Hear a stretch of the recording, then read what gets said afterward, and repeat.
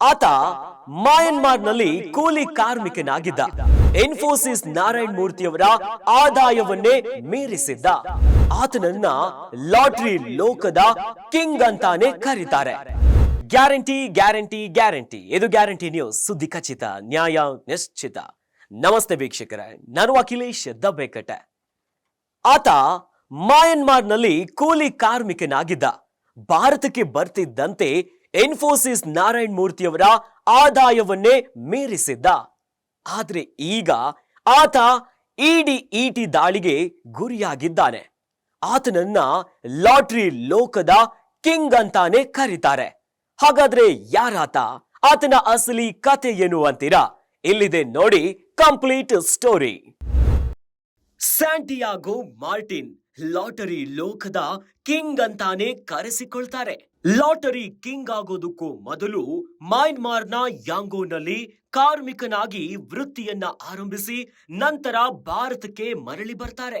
ತದನಂತರ ತಮಿಳುನಾಡಿನಲ್ಲಿ ಒಬ್ಬ ಸಾಧಾರಣ ಲಾಟರಿ ಏಜೆಂಟ್ ಆಗಿದ್ರು. ಆದ್ರೆ 1988ರಲ್ಲಿ ತಮಿಳುನಾಡಿನಲ್ಲಿ ತಮ್ಮ ವ್ಯಾಪಾರವನ್ನ ಆರಂಭಿಸಿ ಬಡವರು ಮಧ್ಯಮ ವರ್ಗದವರ ಪಾಲಿಗೆ ಕನಸು ಹಂಚುವ ವ್ಯಾಪಾರಿ ಎನಿಸಿಕೊಂಡ ಇವರು ದಿನನಿತ್ಯ ಲಾಟರಿಯನ್ನ ಮಾರಿ ಜೀವನವನ್ನ ಸಾಗಿಸ್ತಿದ್ರು. ಮುಂದೊಂದು ದಿನ 7,000 ಕೋಟಿ ರೂಪಾಯಿ ಮೌಲ್ಯದ ಲಾಟರಿ ಹಗರಣದ ಕಿಂಗ್ ಪಿನ್ ಅಂತ ಕರೆಸಿಕೊಳ್ತಾರೆ. ದಂಧೆ ನಡೆದಷ್ಟು ದಿನ ರಾಜನಂತೆ ಮೆರೆದು ಲಾಟರಿ ಲೋಕದಲ್ಲಿ ತನ್ನದೇ ಆದ ಹೆಸರನ್ನ ಮೂಡಿಸ್ತಾರೆ. ಅಷ್ಟೇ ಅಲ್ಲ ನೋಡಿ, ಒಂದು ಕಾಲದಲ್ಲಿ ಐಟಿ ದಿಗ್ಗಜ ಇನ್ಫೋಸಿಸ್ ನಾರಾಯಣ ಮೂರ್ತಿ, ರಿಲಯನ್ಸ್ ಧೀರುಭಾಯ್ ಅಂಬಾನಿ ಒಂದು ದಿನಕ್ಕೆ ಗಳಿಸುತ್ತಿದ್ದ ಆದಾಯಕ್ಕಿಂತ ಹೆಚ್ಚು ಗಳಿಸುತ್ತಿದ್ದ ಲಾಟರಿ ಜಗತ್ತಿನ ಕಿಂಗ್ ಮಾರ್ಟಿನ್ ಸ್ಯಾಂಟಿಯಾಗೋ.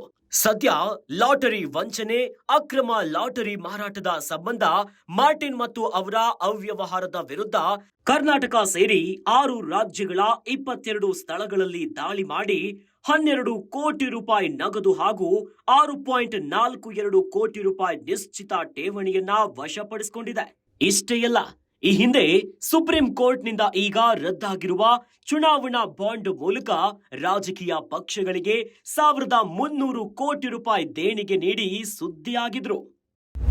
ನೋಡಿದ್ರಲ್ಲ ವೀಕ್ಷಕರೇ, ಲಾಟರಿ ಕಿಂಗ್ ಮಾರ್ಟಿನ್ನ ಕತೆ ಏನು ಅಂತ. ಸದ್ಯ ಕರ್ನಾಟಕ ಸೇರಿ 6 ರಾಜ್ಯಗಳಲ್ಲಿ ಇಡಿ ದಾಳಿಯನ್ನ ನಡೆಸಿ 22 ಕಡೆಯಲ್ಲಿ ಕಾರ್ಯಾಚರಣೆ ಮಾಡಿದ ಮೇಲೆ 12 ಕೋಟಿ ರೂಪಾಯಿ ನಗದನ್ನ ವಶಪಡಿಸಿಕೊಂಡು ಮಾರ್ಟಿನ್ ವಿರುದ್ಧ ಇನ್ನಷ್ಟು ಕಾರ್ಯಾಚರಣೆಯನ್ನ ಪೊಲೀಸರು ಮುಂದುವರಿಸಿದ್ದಾರೆ. ಇನ್ನಷ್ಟು ಸುದ್ದಿಗಳಿಗಾಗಿ ನೋಡ್ತಾ ಇರಿ ಗ್ಯಾರಂಟಿ ನ್ಯೂಸ್. ಗ್ಯಾರಂಟಿ ನ್ಯೂಸ್, ಸುದ್ದಿ ಖಚಿತ, ನ್ಯಾಯ ನಿಶ್ಚಿತ.